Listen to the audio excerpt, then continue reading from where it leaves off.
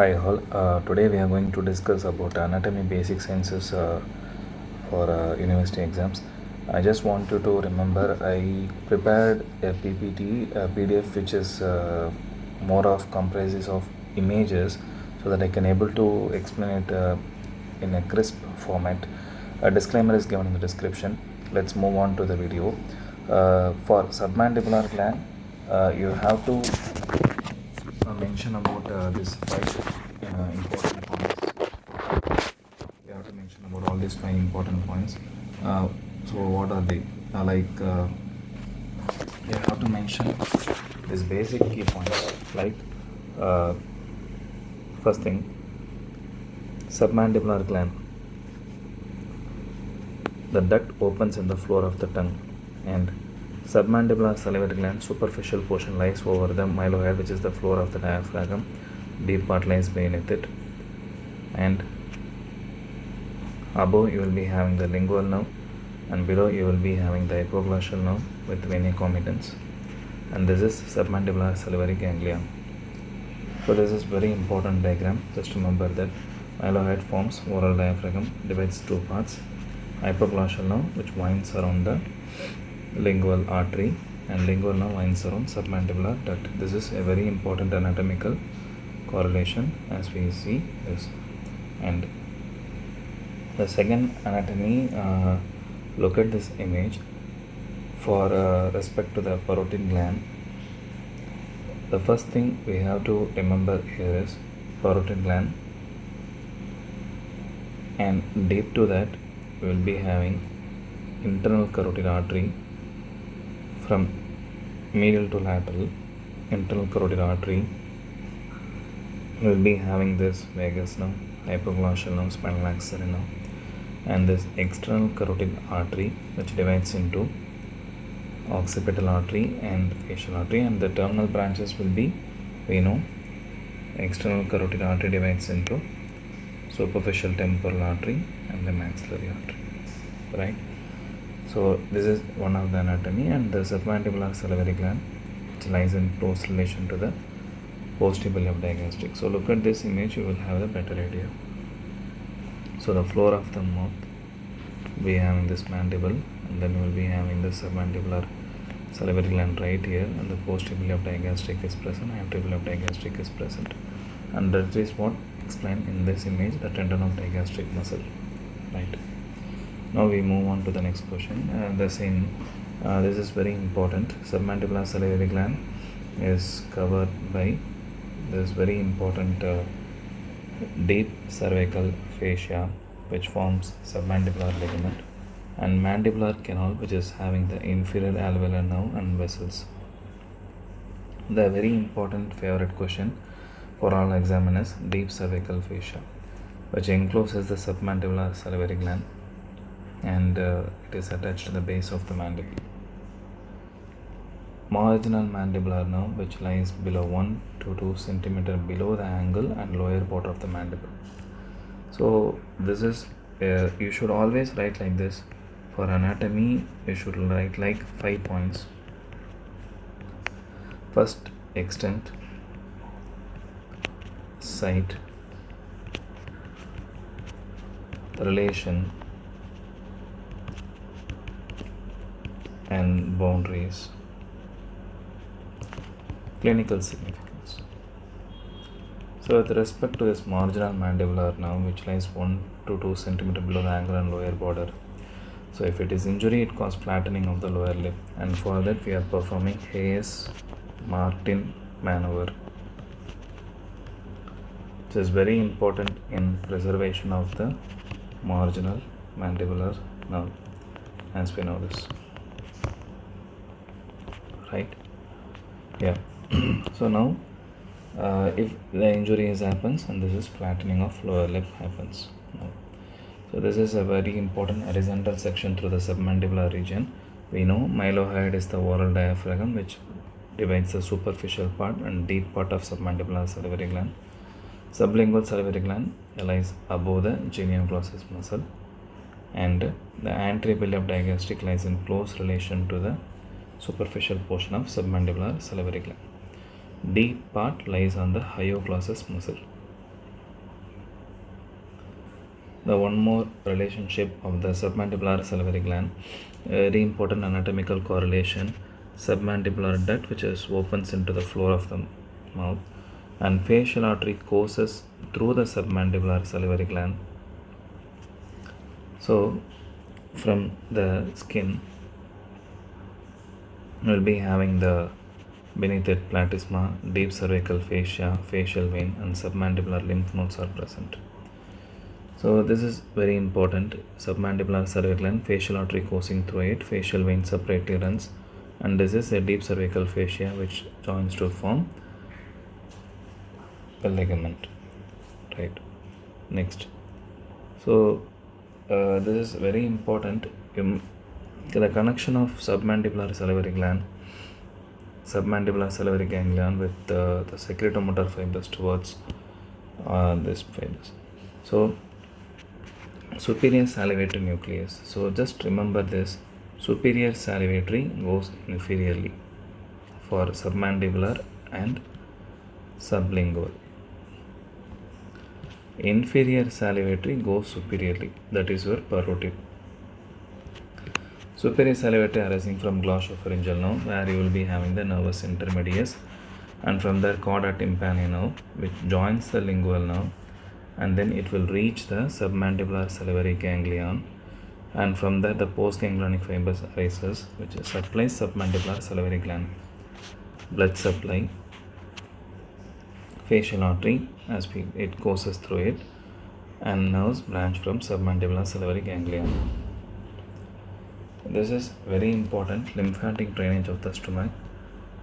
If they ask the question like this, first draw this diagram, don't directly go into the stations. So it will be like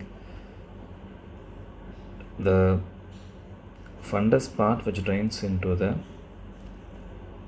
pancreaticosplenic node, as here will be having the splenic vein, here will be having the spleen, and posterior surface of the stomach is lined by the pancreas, right? And from here right gastroepiploic node, and then from pyloric nodes. Ultimately the drains into the hepatic node and celiac nodes.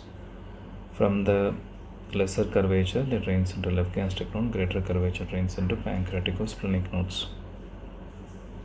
Station, I just want you to remember it's very easy to remember. First 1, 2, odd numbers on the lesser curvature side, 1, 3, 5, 2, 4, 6. So it will be like right paracardiac, left paracardiac, lesser curvature.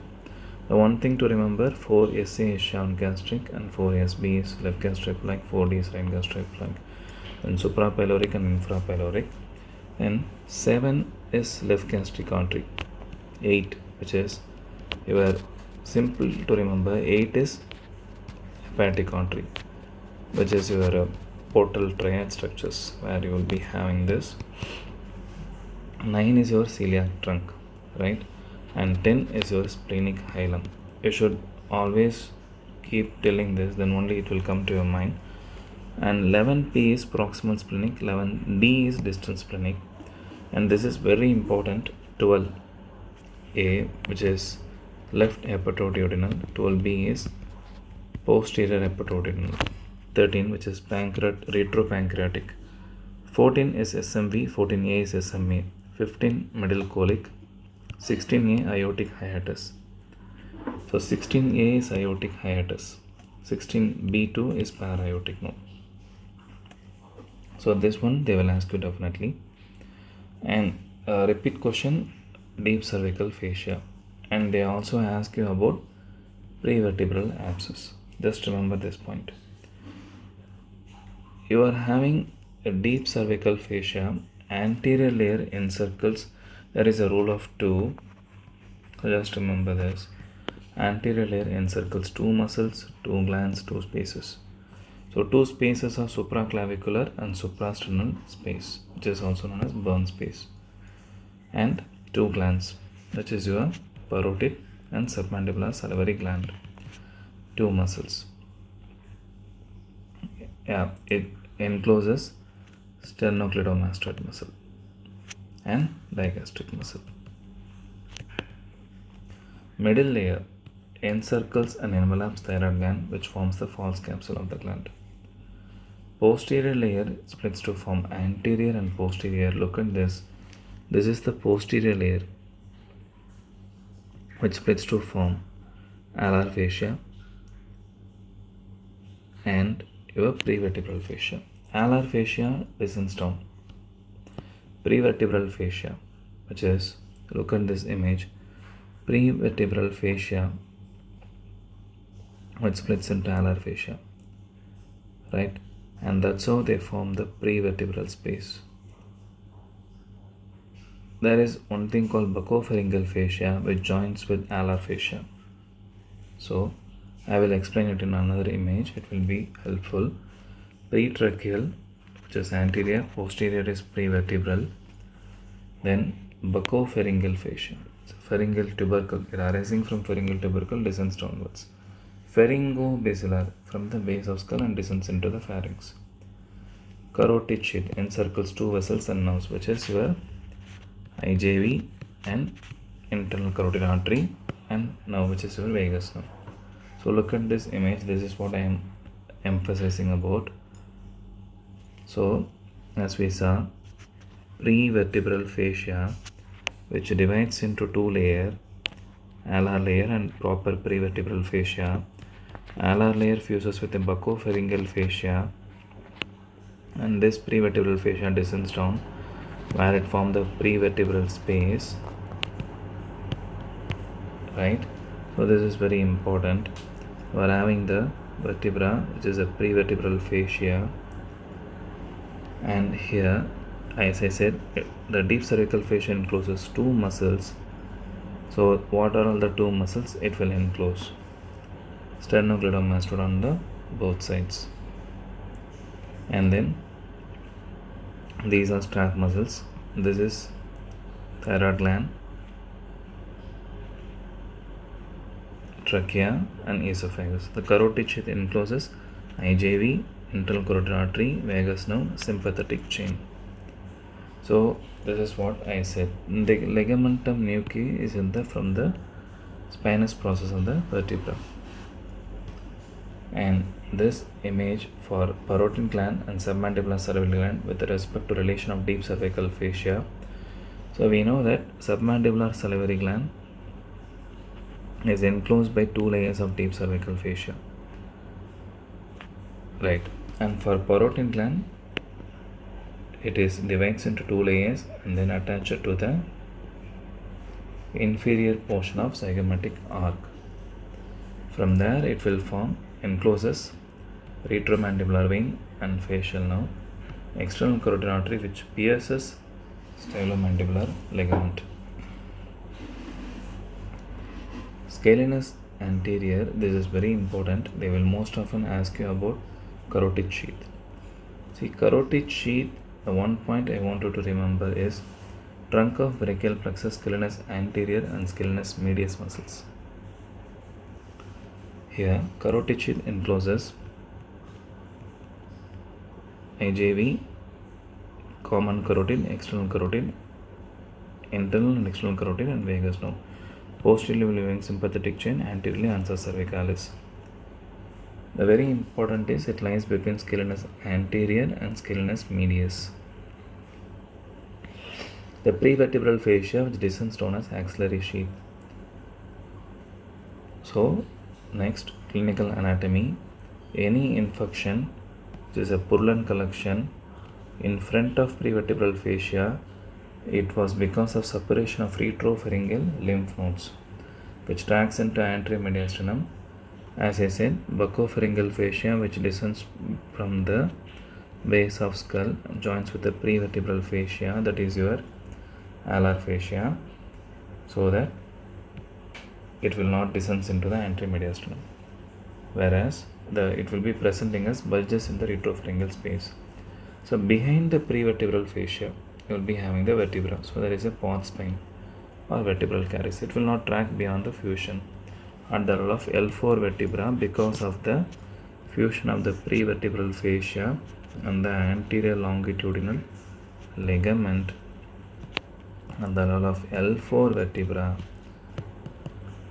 the prevertebral abscess does not descends down. So the two important clinical significance: retropharyngeal abscess does not descend into the anteromediastinum. Port spine and prevertebral abscess will not descend into the beyond the L4 vertebra. Dangerous space of neck. So what do you mean by dangerous space? Space between the prevertebral fascia and alar fascia, which is your prevertebral fascia and alar fascia.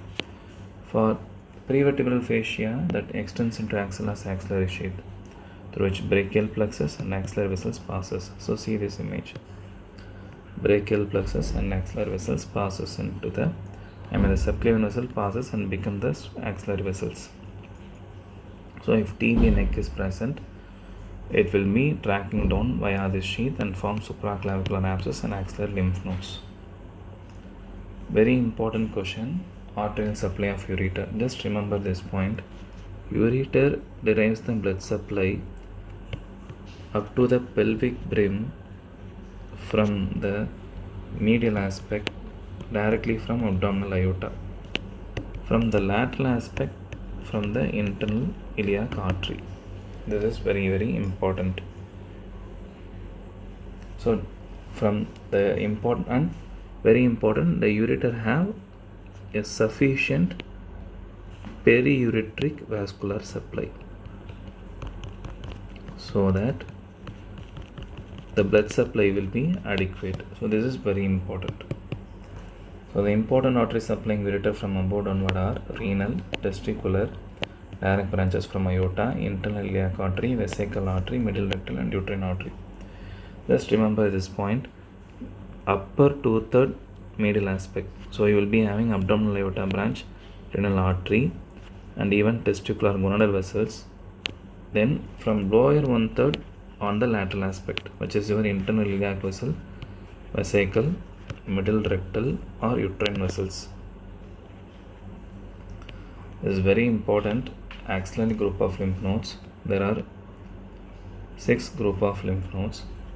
As we know, there are levels or 3, but there are 6 group of lymph nodes present.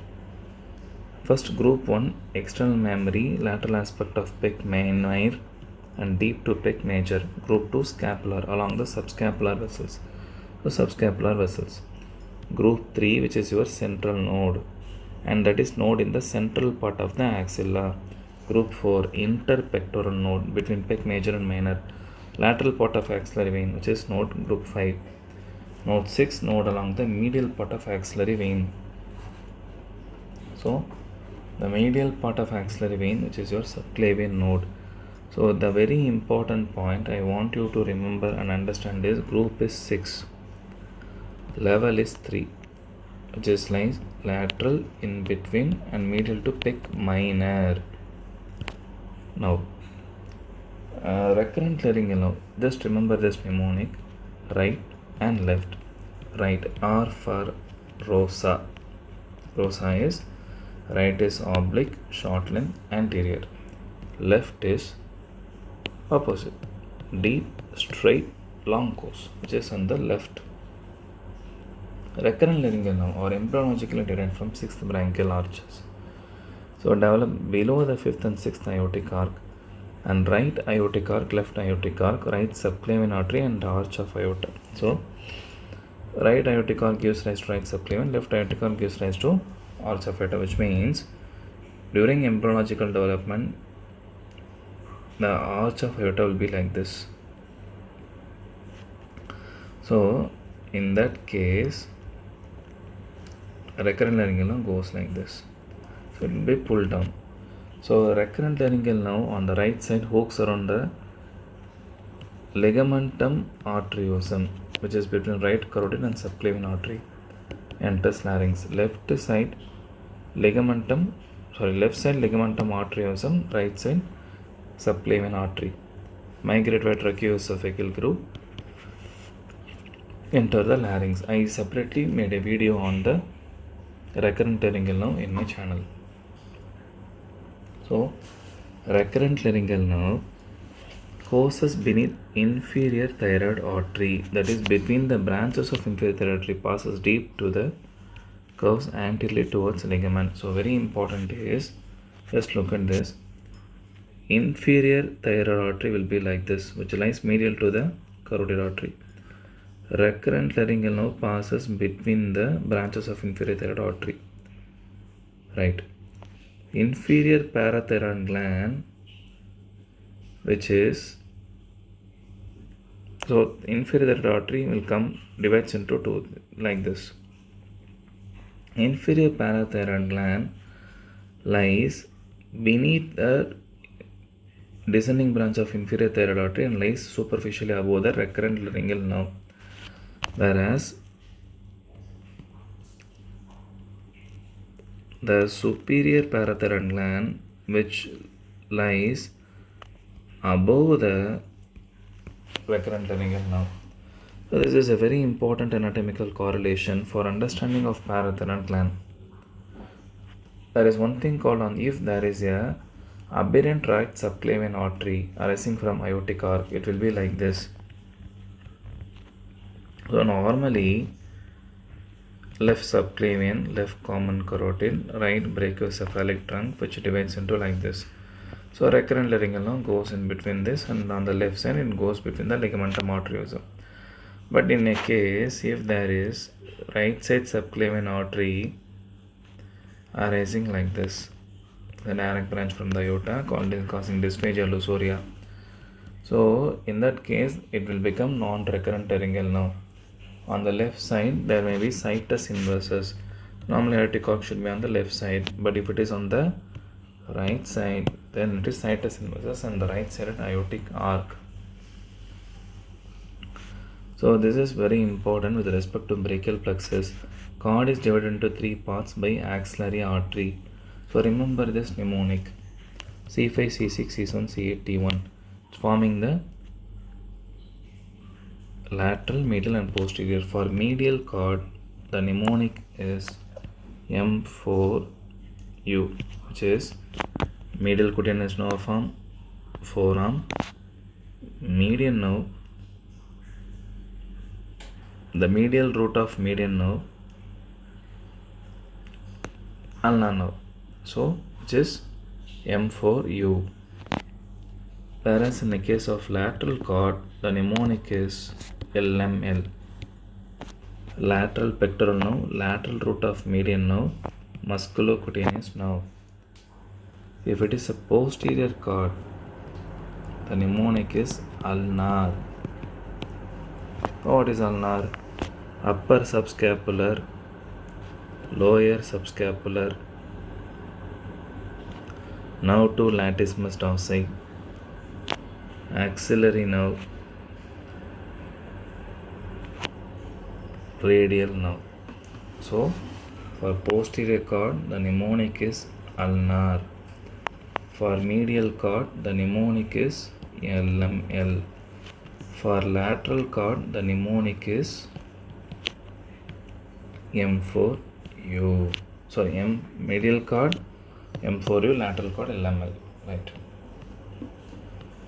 And this is very important one, Valdes lymphatic ring, which is you are having. Just remember this paired group of lymph nodes. So it is eustachian tubal tonsil, palatine tonsil, lingual tonsil and nasopharyngeal tonsil. So clinical significance: Epstein-Barr virus infection, tonsillitis. Usually they regress by puberty. Hypertrophy may lead to pharyngotympanic tube ear problems. Right. As we discussed previously, retropharyngeal space situation, deep space behind the pharynx. Anteriorly will be having buccopharyngeal fascia. It starts from the base of skull, then it joins with alar fascia to form this, and this is retropharyngeal space. It will be present as a bulge. Clinical anatomy: bulge. Right. So prevertebral abscess will not go beyond T4 vertebra because of the fusion of prevertebral fascia and anterior longitudinal ligament, whereas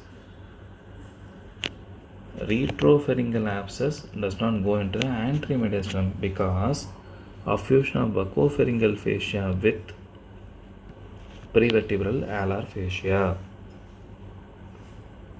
Very important quinine segment. Caudate lobe. Segment 1 drains directly into IVC. There are 4 lobes. Quadrate lobe. Segment 4B inferior medial segment of segment 4. Umbilical fissure divides left lobe into 2 parts. Cantel's line divides liver into 2 parts. So it will be like this. So here you will be having the Cantel's line which divides liver into right and left lobe. Whereas the left lobe is divided into 2 parts by the umbilical fissure. So look at this. Umbilical fissure divides left lobe into 2, 3 and 4 segment. Whereas Cantel's line divides 5, 6, 7, 8. Just remember, have you ever formed the fist? So 6, 7, 5, 8, 4, 2 and 3. But segment 1 is drained directly into IVC. So this is how you should remember. Cantel's line right and left, umbilical fissure left into both sides. So this is clavipectoral fascia which blends with fascia for pec minor. Also blends with subclavius muscle, which is pierced by thoracoacromial artery, cephalic vein, lateral pectoral node, lymphatics. So remember this. Here you will be having the clavipectoral fascia, and this is pierced by cephalic vein, lateral pectoral node, thoracoacromial vessels, lymphatics and vein. One important anatomy is gastroesophageal junction. Z line, which is distal 1 to 2 cm of esophagus, where squamous lining transition to columnar epithelium. Here squamous, here columnar. So landmarks: endoscopic, anatomic. Endoscopic in the sense transition from. So it will be like, how will you identify gastroesophageal junction? Just remember this. We know anatomically there is some landmark, how, which is nothing but collar of Helvetius. Collar of Helvetius is transition from the circular layer to smooth muscle layer. It will be seen like that. Gastroesophageal fat pad. Endoscopically, you will be identifying like this. Transition from the circular layer of the smooth muscle. So you will be having like this, and now there will be rugal folds of the stomach. And we know about Z line, which is squamocolumnar junction. So this is very important. Gastroesophageal junction, how to identify, what are the landmark. So what is anatomical landmark? Collar of Helvetius, gastroesophageal fat pad. You are looking from outside. What is endoscopic landmark? Transition from circular layer to rugal folds of stomach and Z line. So what are all the laryngeal cartilages? There are 3: unpad and pad. Thyroid, cricoid, epiglottis are unpad. Padas, arytenoid, corniculate and cuneiform. A very important, my favorite topic. So this anatomy is very, very important for respect to the spleen. So look at this one point. Splenic artery goes to the superior surface of pancreas. Splenic vein goes beneath it. Multiple sinusoids present. This is very important one. Next, here you will be having the the epiploic foramen. So epiploic foramen, they will ask you one question. Superiorly, portal triad, common hepatic artery, bile duct, hepatic portal vein. Inferiorly, inferior vena cava and aorta. Laterally, you will be having free space.